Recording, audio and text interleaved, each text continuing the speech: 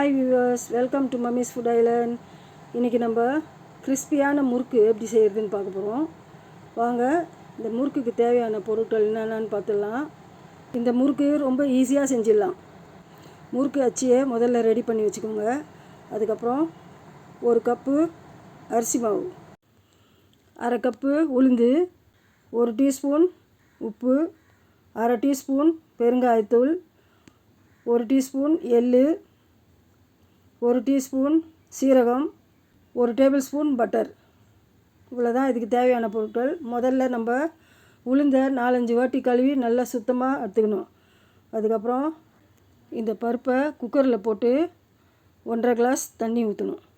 இப்போ குக்கரை நல்லா மூடிட்டு 5 விசில் வர்ற வரைக்கும் இதை நல்லா வேக வைக்கலாம்.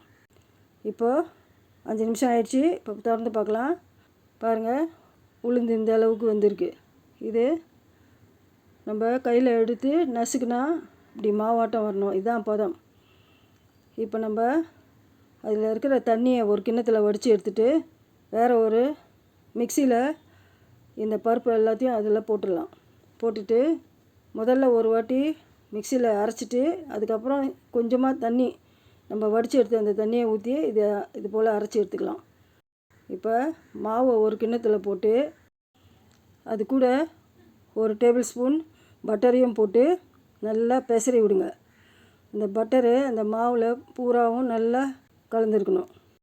பெருங்காயம் போட்டுக்கலாம், உப்பு போட்டுக்கலாம், சீரகமும் போட்டுக்கலாம், எள்ளு அதையும் போட்டுக்கலாம். இதை எல்லாத்தையும் போட்டு மாவில் நல்லா பெசரி விடுங்க. அது கூட நம்ம அரைச்சி வச்சுருக்கிற அந்த உளுந்து மாவையும் அது கூட போட்டு இப்போ நம்ம நல்லா அதை பிசைய ஆரம்பிச்சிடலாம். உளுந்து மாவு நல்லா இந்த மாவோடு நல்லா கலந்த உடனே இதை நல்லா இது போல் நல்லா பிசைஞ்சிடுங்க. இது போல் இந்த மாதிரி பக்குவம் வந்ததுக்கப்புறம் இதை இப்போ நம்ம முறுக்கு சுட ஆரம்பிச்சிடலாம். பாருங்கள், இது போல் மாவு உருட்டி அந்த உலக்கில் போடலாம். அதுக்கு முன்னாடி இந்த முறுக்கு அச்சில் நம்ம கொஞ்சம் எண்ணெய் தடவிக்கணும். அப்போ தான் நல்லா ஸ்மூத்தாக முறுக்கு புளியறதுக்கு வெளியில் வரும்.